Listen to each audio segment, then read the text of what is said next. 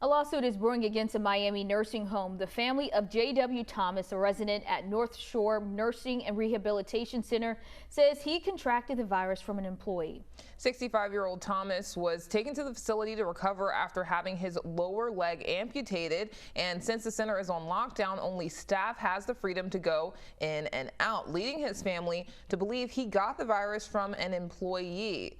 But Thomas's family isn't the only one likely to file suit. Florida is reporting 962 cases of the virus in 93 of its long-term care facilities. Earlier this month, the Florida Health Care Association sent a letter to Governor Ron DeSantis requesting immunity from any liability, civil or criminal, that may result from COVID-19. Joining us this morning to talk more about this is Jack Paris, who's an attorney at the Cochran Firm. He's currently representing J.W. Thomas. Good morning, and thank you for joining us, Jack. Good morning, and thank you for having me, guys. So what is the possibility of Governor DeSantis giving nursing homes immunity? That's a really good question, and it's right on the forefront of what's going on statewide. Right now, nursing home residents are protected by a specific statute that's in the Florida statutory scheme. And what the proposal is really calling for is either an eradication of that statute that protects residents like Mr. Thomas, or somehow retroactively taking away their rights, which would be an unprecedented move by the state of Florida. And if given immunity, what would this mean for patients and their families? If the proposal that we've seen goes through and blanket immunity was granted, not only would the nursing homes and assisted living facilities in the state be able to avoid responsibility for what's going on with patients and residents like Mr. Thomas, but potentially they could use this as a springboard to try to get away from liability for anything. Use this as the first step to preclude any nursing home resident or ALF resident from asserting their rights if they're treated inappropriately or negligently while in a facility. So it's a very big deal, and it's a very shocking move by the state. So if nursing homes are granted immunity, what could this mean for places like prisons and other workplaces?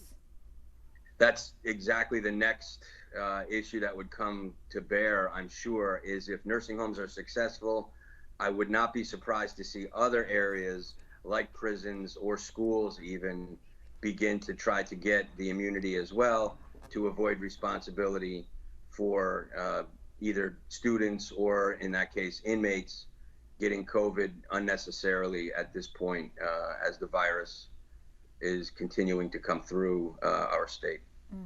What kind of precautions do you think these facilities should be using, to prevent things like this from happening in the first place? Well, certainly I'm not a medical expert, I'm an attorney, but at this point, at the end of April, I think we all know from the media and the guidelines that are promulgated from CDC that, social distancing is critical for patients who are helpless and vulnerable in a nursing home. Precautions need to be taken, gloves need to be worn, and I think most importantly, since it's only staff and providers who come in and out of these facilities at this point, they really need to have stepped up screening measures to preclude a staff member even from having a chance to spread the virus to a resident who is helpless and can't fend for themselves. That's the shocking part of it, is these people are 100% reliant on their healthcare providers, and the providers really need a stepped up screening procedure and a protocol to prevent this from happening. And we see it's statewide. It's happening facility after facility after facility, and it just shouldn't be at this point. It should not be. So what are you guys hoping comes out as far as with this lawsuit? Sure. On a micro scale for the Thomas family, the Cochran Firm is absolutely hopeful that there will be responsibility taken by the facility in this case. We also hope Mr. Thomas makes a full recovery, of course. And on a bigger scale, if someone sees this story, and we appreciate you picking up the story and talking to the Thomas family, if someone sees this, they should equally be outraged and upset that this proposal is even being considered at this point in time here in Florida. It truly makes no sense why it would even be discussed. All right. Thank you, Jack, so much for speaking with us this morning. Thank you, guys.